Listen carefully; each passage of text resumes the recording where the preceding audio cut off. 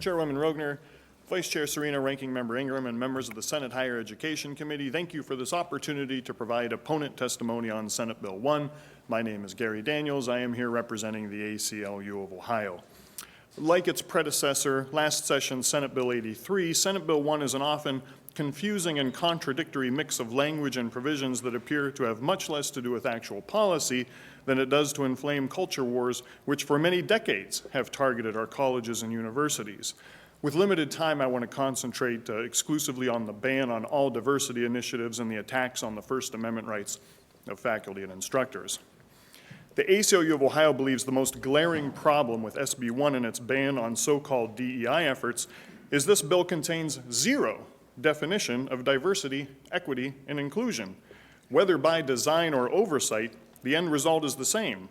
That is, with almost nothing to limit anyone or everyone's interpretation of DEI, it means everything is on the table for banishment. Some supporters of SB 1 continue to frame this as merely a ban on racial quotas. But such quotas are already illegal, have been for a long time, and nowhere in SB 1 is its language limited to this concern.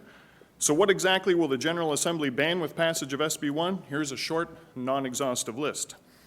Ohio's universities offer scholarships to traditionally and currently marginalized or underrepresented people in communities. For example, scholarships exist to exclusively benefit military veterans, physically disabled students, and victims of human trafficking, among many others, but not after passage of SB 1. The same is true for any and all outreach efforts. One might think it is a positive thing for a university to look around, see the demographics of their students and staff are not reflective of society around them, and then make efforts to diversify. So they revisit and redouble their recruitment and retention efforts. Again, not quotas, just a recognition their past and current practices have fallen short. So using just one example, perhaps they increase recruitment efforts at Ohio high schools with largely black and brown students, or rural students, or first-generation college students, or maybe it is something as simple and effortless as including language on an application and employment paperwork, reading something like, all are encouraged to apply regardless of race, sex, religion, national orientation, or national origin, sexual orientation, military status, or physical ability. All of this and much more is diversity, equity, and inclusion in action. All of it is apparently so objectionable and distasteful, it must be totally banned, as is required under SB 1. Proponents of SB 1 feign surprise when opponents claim this bill requires widespread bans of each and every diversity, equity, and inclusion effort, proposal, position, and more. They proclaim opponents are reading too much into it, but all we're doing is reading the actual bill, language as cited in my written testimony, but not repeated here in person. But if all these bans and prohibitions are not the goal of SB 1 supporters, then the answer is simple. Amend the bill to make it abundantly clear to all involved what is acceptable versus what is illegal. Again, a great place to start would be actually defining diversity, equity, and inclusion for the purposes of this bill. I'm sorry, with the time limited, I can't get to the First Amendment academic freedom part. I would be happy to certainly expound on that in Q&A, but I want to be mindful of everybody here who's waiting patiently to testify on the bill. Thank you for that, and thank you for your testimony. Are there any questions for this witness? Senator Ingram. I do just want to ask about the, through the chair, just the academic freedom piece. Yeah, through the chair to Ranking Member Ingram. So, you know, other people have said the problem here today and voiced it. I mean, when you look at, and I cite this in my testimony, you know, that campuses have to ensure the fullest degree of intellectual diversity, quote, and that they must remain committed to expressing intellectual diversity as defined in the bill. Well, that sort of upsets everything in the classroom environment.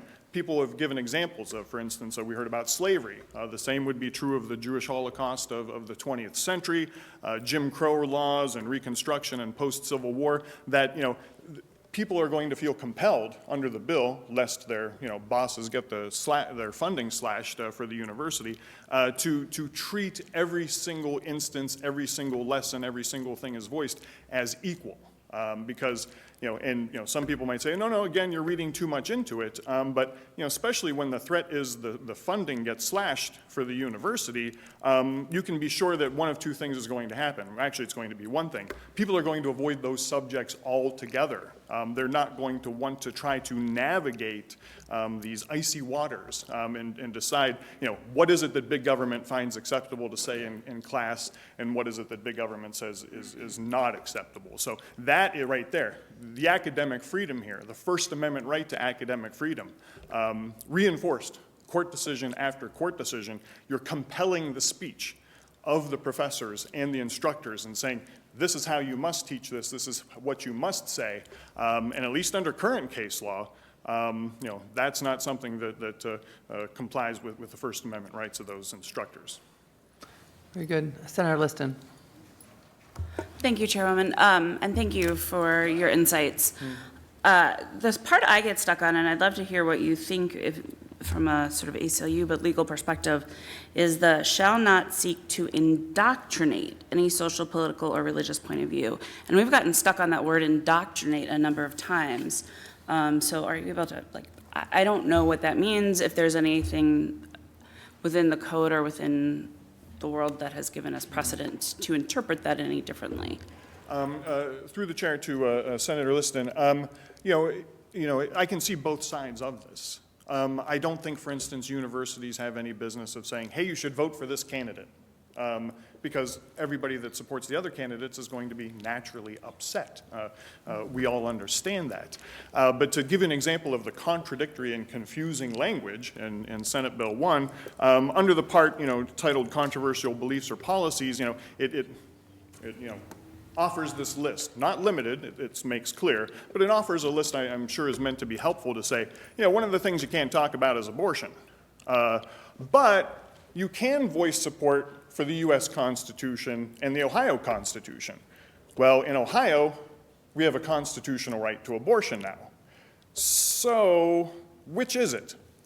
Can universities voice support for this, or are they forbidden from voicing support of it? Senate Bill 1 is trying to have it both ways. And so, indoctrination, what exactly that means to whomever, that can become somewhat confusing, but we don't see it as, something that, when we think of efforts like this, I think sometimes we think about the speech we like that might be limited. But, it can be a double-edged sword. There can be very natural reasons why you don't want public offices, governments, local, small, state universities, to be offering up opinions about everything under the sun, and because it can be, it might benefit you, but always think about how essentially your worst enemy or foe would use that as well. So we've chosen not to concentrate particularly on that, but we do have, I think, the same concerns basically that you're also voicing. Very good, thank you. All right, any additional questions? Seeing none, thank you for your testimony today. Next up, we have Jahar.